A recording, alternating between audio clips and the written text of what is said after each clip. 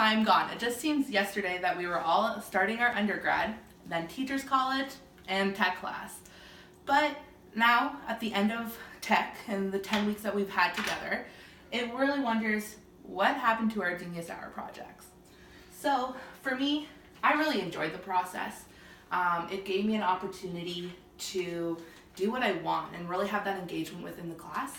I remember that I was sitting at my desk in the computer lab being like, what am I going to do for my Genius Hour? I had no clue what I wanted to do, but then I was like, well, what's something I haven't done yet?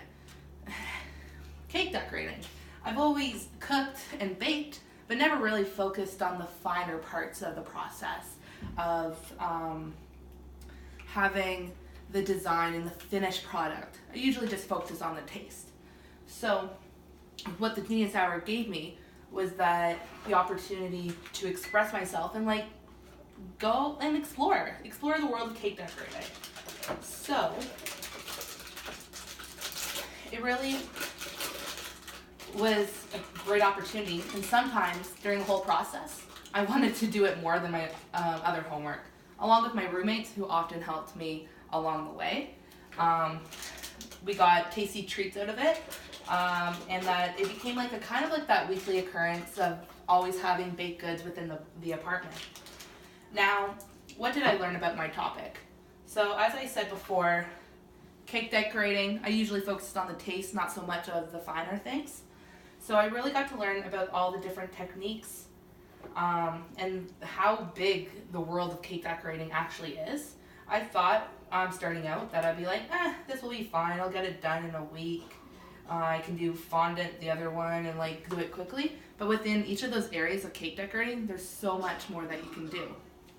So I decided, let's just stick to icing and maybe some sprinkles and other designs. And that I learned that cake decorating doesn't just mean decorating a cake. You can decorate cheesecake, cupcakes, cake, and even cookies. So where did my project go from A to B?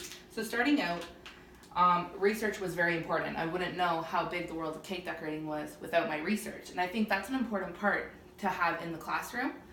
Research is huge within it, and that it can really refine a student's question and topic about it, and if they actually have that interest within that topic.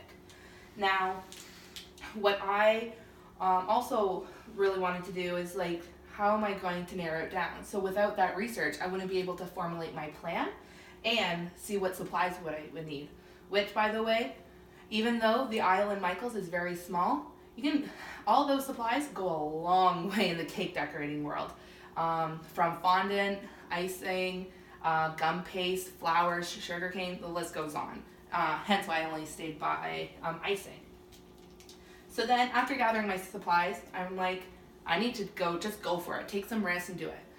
Which, not always the smartest plan, because my first project turned out horribly. It looked like a gray glob versus a galaxy. It did not look pretty.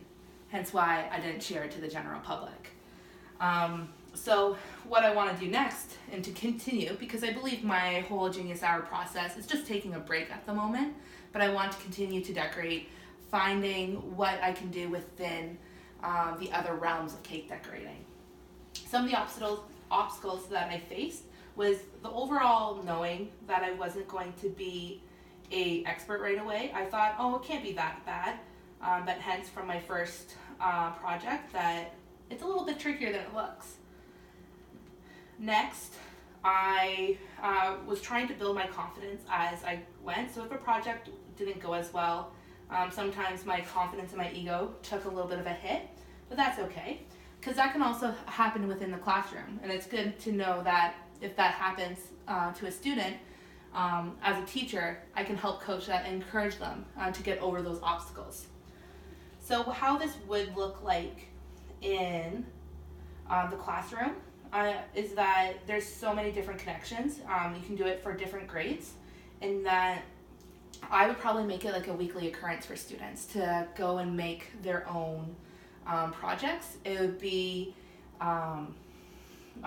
lots of expectations to language arts, and that You can connect it to writing activities, journaling activities, and reflecting activities, as well as oral communication to further present it to the students and have those connections. You can also build it off of different expectations in other subjects, such as measuring and quantities for cake decorating, as well as building those relationships within the class.